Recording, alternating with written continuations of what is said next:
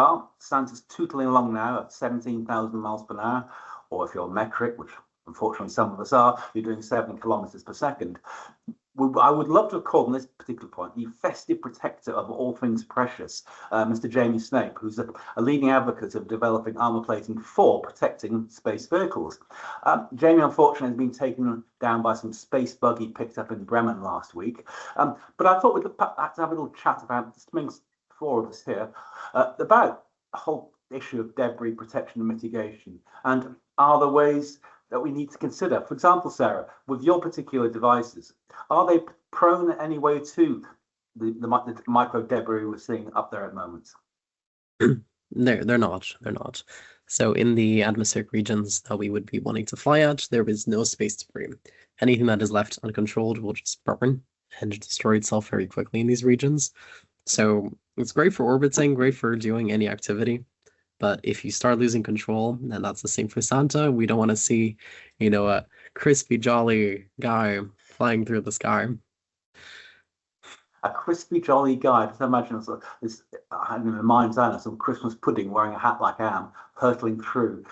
Oh, Graham, from your perspective, though, is it worth considering some form of protection for the reindeer or the sleigh itself? Well, there must be something going on. As Sarah says, we are probably going to be atmospheric at some level. So maybe whatever challenges we lose through debris in the atmosphere, we're going to gain in kind of thermal shielding, because we are going to be pushing the atmosphere out the way at a fantastic rate.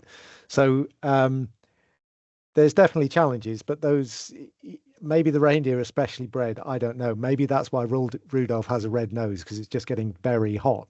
Who can tell is the honest answer, because there's quite a lot of physics at play here, most of which is probably beyond our knowledge. So, we've probably got a lot to learn from him, to be perfectly honest, in terms of how we do this ourselves. Whenever Graham opens his mouth, wise words come out. So coming on line 64 this time, we have Victoria Urban, please. Over to you, Victoria. 64. So what if Santa goes up into space way before Christmas happens, collects the space debris in the big sack that he carries, and then uses that material to build toys and then deliver those? Ooh, that's interesting, because you have very neatly, very tidily, because you've obviously read some of the thoughts we had, onto the whole idea of sustainability in space, actually. Sustainability in space is the buzzword. It's everybody who's anybody is putting that label on their particular product or the idea. There's also an element of greenwashing, I think, associated with that. If it's sustainable in space, it's perfect.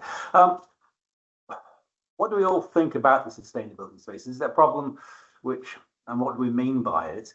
Are we talking about recycling, as you said, present for children, etc.? Or are we talking about an understood need to recycle some of the debris out there? And how practical is that? I'm going to throw that question over to the Queen of Propulsion, because she has a brain as big as a universe and stuff like this.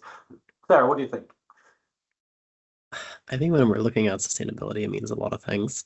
Yep. And Santa truly needs to embody all elements of it, both on the ecological, on the financial, on the just logistics side of things as well. It has to be sustainable. Otherwise, the reindeers would burn out mentally and physically.